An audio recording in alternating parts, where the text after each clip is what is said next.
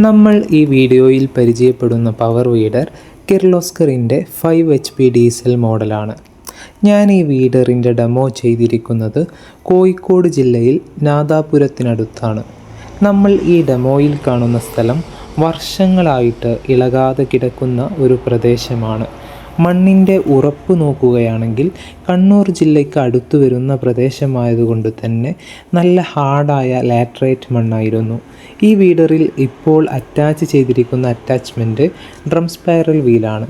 പറമ്പിലുള്ള കളകൾ വേരോടെ കളയാൻ ഇവനേക്കാൾ മികച്ച അറ്റാച്ച്മെൻറ്റ് വേറെ നിലവിലില്ല എന്ന് വേണമെങ്കിൽ പറയാം. മണ്ണ് താഴ്ചയിൽ ഇളക്കാൻ നമ്മൾ പ്രധാനമായും ഉപയോഗിക്കുന്നത് റൊട്ടാവേറ്റർ അറ്റാച്ച്മെൻറ്റാണ്.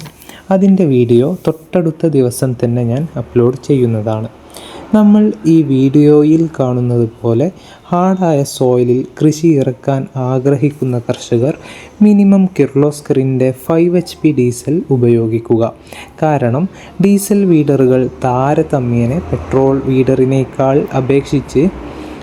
വീഡറുകളെ അപേക്ഷിച്ച് വെയിറ്റ് കൂടുതലാണ്.